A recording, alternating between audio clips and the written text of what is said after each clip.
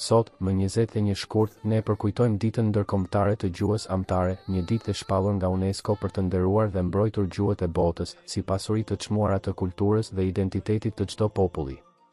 Gjuha amtare është zëri i parë që dëgjojmë, fjala e parë që shqiptojmë dhe ura që na lidh me historinë, traditën dhe kombin tonë.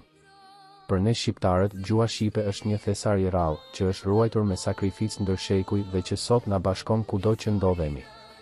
Në këtë ditë, le të reflektojmë për rëndësinë e përdorimit të saktë të gjuhës sonë, për pasurimin e saj me dije dhe kulturë, si dhe për respektin ndaj çdo gjuhe amtare në botë. Sepse kur ruajmë gjuhën, ruajmë identitetin tonë. Gëzuar 21 shkurtin, ditën ndërkombëtare të gjuhës amtare.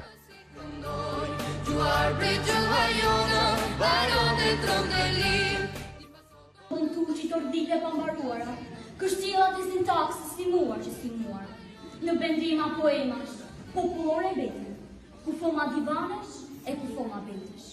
Kur panë se gjuhës jodhën do të prangat, lëshuan drejt saj gjithë farë në rimangash.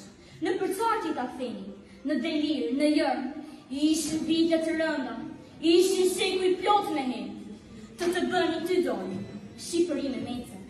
Po ja, erdi na imi, si yllë bitu else, dorën e zbeh bibal të avurit, të tishtë e zjarëlëkun për të smurit, dhe vdisnin pjesëzat, saj si perimandat, ndriste si perë poezia e madhe.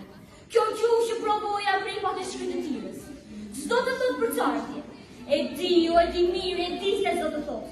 Klapi, hermetizëm, qofte ardhën nga Roma, qofte ardhën nga Parisë.